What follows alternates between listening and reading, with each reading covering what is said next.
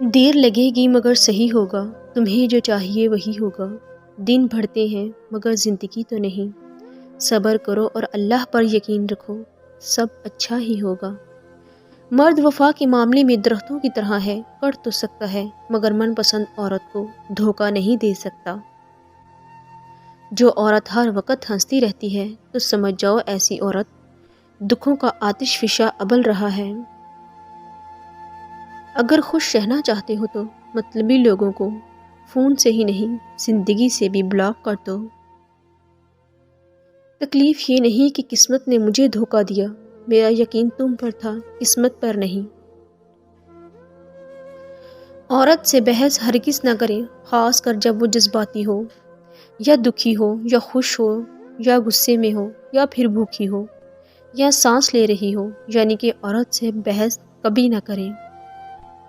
Psychology کے مطابق اگر کوئی آپ کو چھوڑ کر چلا جائے اور کچھ عرصے کے بعد واپس آ جائے تو سمجھ لیں کہیں ذلیل ہو کر اور بے عزتی کروا کر آیا ہے۔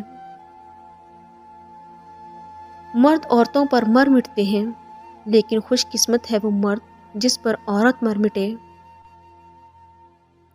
جب کوئی تم سے محبت یا شادی کی بات کرے تو اس سے پیسے، گاڑی یا گھر کے متعلق مت پوچھنا، ہمیشہ ساتھ رہنے کے وعدے بھی مت لیتے رہنا، بلکہ سب سے پہلا یہی سوال کرنا کہ کیا تم میری ذہنی صحت کا خیال رکھ سکتے ہو۔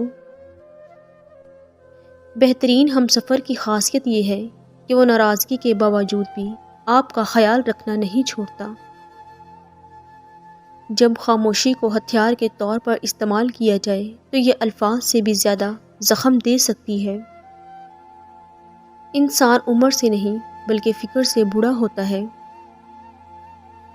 مسلسل اہمیت دینے کے باوجود بھی اگر رشتے بے قدرے اور بد مزاج رہیں تو رہنے کی بہترین جگہ اپنی حدود ہوتی ہے۔ یہ جھوٹ بھی کتنی عجیب چیز ہے، خود بولو تو اچھا لگتا ہے اور اگر دوسرا بولے تو غصہ آتا ہے۔ زندگی میں آپ کے پاس جتنی ہی کم چیزیں ہوں گی، آپ اتنے ہی آزاد ہوں گے۔ ہمیشہ نیکیاں کرتے جاؤ، دریا میں ڈالتے جاؤ، جب کبھی زندگی میں طوفان آیا تو یہی نیکیاں آپ کے لیے کشتی بن جائیں گی۔ کوئی اچانک بدل جائے تو دو باتوں پر عمل کریں، وہ شخص آپ کو دن رات یاد کرے گا۔ سب سے پہلے آپ نے اس شخص کو اپنی طرف کھینچنا چھوڑ دینا ہے، اس سے کسی بھی قسم کا رابطہ کرنا چھوڑ دینا ہے۔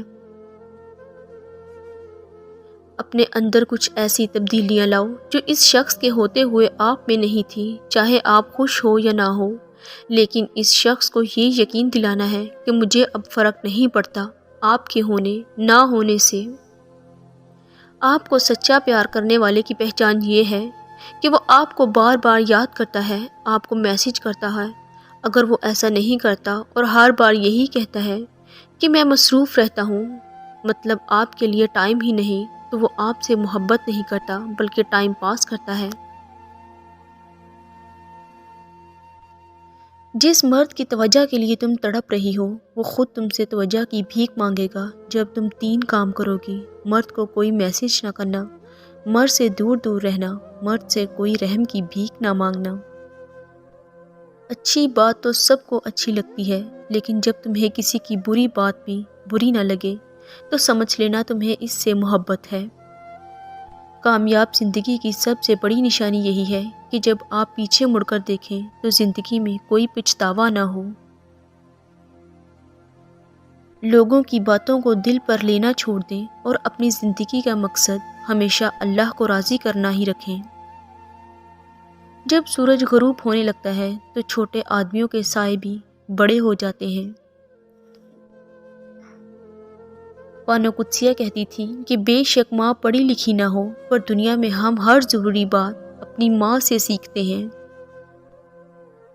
سنا تھا روز قیامت کوئی کسی کا نہیں رہے گا، مگر یہ معاملہ تو دنیا میں دکھائی دے رہا ہے۔ اپنی ماں اور بیوی دونوں کی بے پناہ عزت کرو، کیونکہ ایک تمہیں دنیا میں لائی اور دوسری ساری دنیا چھوڑ کر تمہارے پاس آئی ہے۔